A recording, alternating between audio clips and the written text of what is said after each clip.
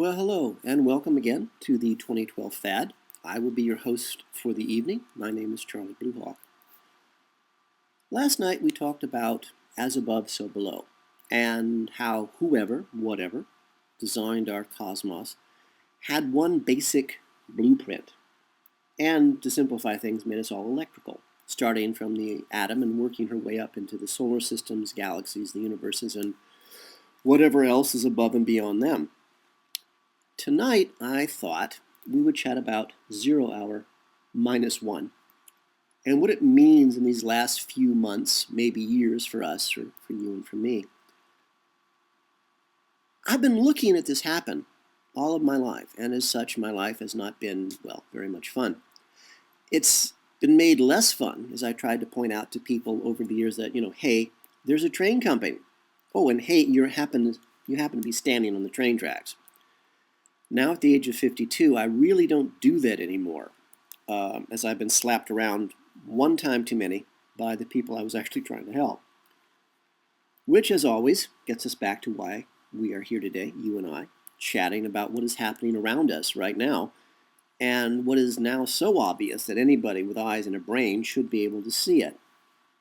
Right now, for example, people in the United States think that they are thinking for themselves, probably for the first time, by standing up for their rights that they themselves have been giving away for the last 20 years to various political groups, corporate-owned politicians. I would applaud them if I didn't know what was really happening. For more than 2 decades, the people in the United States have been allowing their leaders, our masters, to steal what little rights we ever had under British maritime law, which we've talked about before. British maritime law is the foundation of all of our laws in the United States. It's corporate law. When the United States declared bankruptcy in the 1930s, we declared bankruptcy to British bankers. British bankers instituted corporate law, which is enforced by the U.S. military. You go into any courtroom in the United States and look at the flag.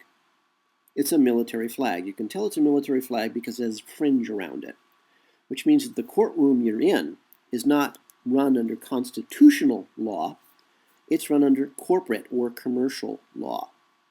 That's what British maritime law is.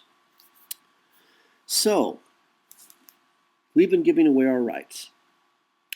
And as thinking for yourself is something that has been removed from the average American's daily way of life, starting around 1911, when the Carnegie Institute came out with a study that said America doesn't need scientists, doesn't need thinkers, does not need dreamers, does not need leaders. America needs working units, which is when the science, I guess, of human resources was created. HR, as we all know but never talk about, is designed not to help us, not to design you and me, but to help the company keep us in line. We are, after all, only parts of a machine, and parts are easily replaceable. I just remembered an old Charlie Chaplin movie where it's actually called The Machine. So do a search on the web, it'll be fun. Charlie Chaplin, The Machine. And it's a silent movie. You can actually see him demonstrating the concept of human resources. We are not people, we are parts. And so now, today, union workers, people who have been signing away their human rights to even have unions, to have collective bargaining, are finally, and way too late, waking up to the fact that they have been lied to by their governments, by their politicians, by their political groups. The Tea Party is an amazing concept to me. Anyone who would believe, well, we'll talk about that some other time. I want to try to focus for a second, pardon me. So now today, in Wisconsin and Illinois, people are waking up to the fact that they have been lied to, used, abused, and that their very right to even have lives has been taken away from them. So who is doing this? Well, we talked about in other episodes that the masters have the same problems that we human beings do. 98% of the masters are morons, just like 98% of human beings are morons, cattle. Trouble is with 98% of the morons, masters, they have power. And when a moron has power, they use it. And it's always a disaster. Just look around any street in the United States, you can see that. So now we have 98% of our masters who are morons and are behind these plantation versus slave movements we're seeing. Why? Why would they do that? They know, don't they, that the dead brown dwarf star is coming, is here, and that the Earth is about to flip end for end, and the world we know is about to be changed forever. They know that. It's as simple and as sad as the reason why 98% of the human race ignores reality. Because they're gullible. Because they're stupid. The 98% of our masters who are behind these plantation versus slave laws, trying to steal what little we have left, is because the 2% of the smart masters, the ones who have brains, have arranged it that way. Yes, the masters turn on each other as easily as they turn on us. Of course, we're just cattle to them, so they use a prod. So the moron masters, who are behind these plantation versus slave laws, have been convinced themselves that the event is a hoax. And so, believing that the event is a hoax, they believe they can pass these laws, turn us all into real slaves, destroy the middle class completely before the hoax is revealed.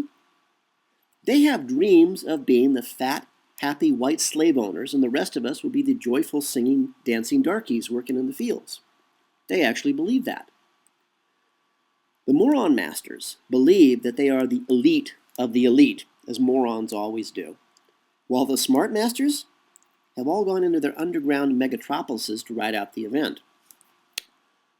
So the smart masters will solve several problems at the same time, getting rid of most of the human race, you and me, getting rid of the moron masters, who are just, of course, a pull on them, and they will be left with a nice, clean earth, burned free of all life, you and me.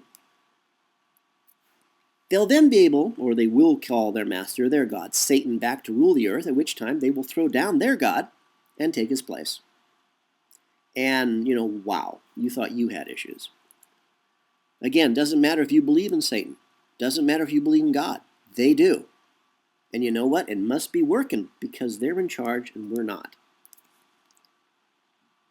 So why do I have no sympathy for these few, very few, painfully few Americans who are finally standing up on their hind legs and are pretending to be human beings, pretending to be men and women? Because it is, once again, a staged event. They're being manipulated into solving the smart masters' problems for them.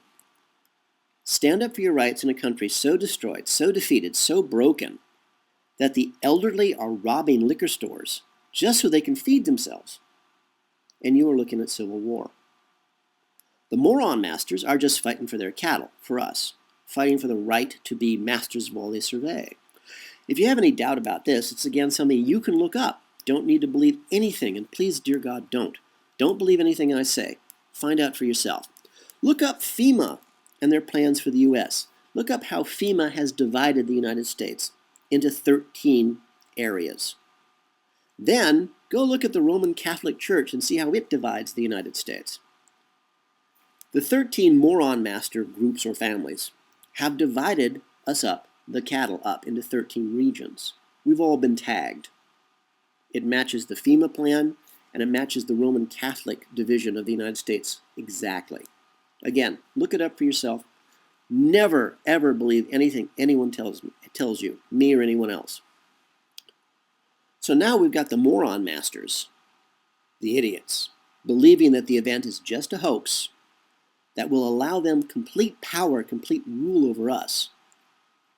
And they're just stupid enough and arrogant enough, as all morons are, to take peaceful protests and turn it into a civil war.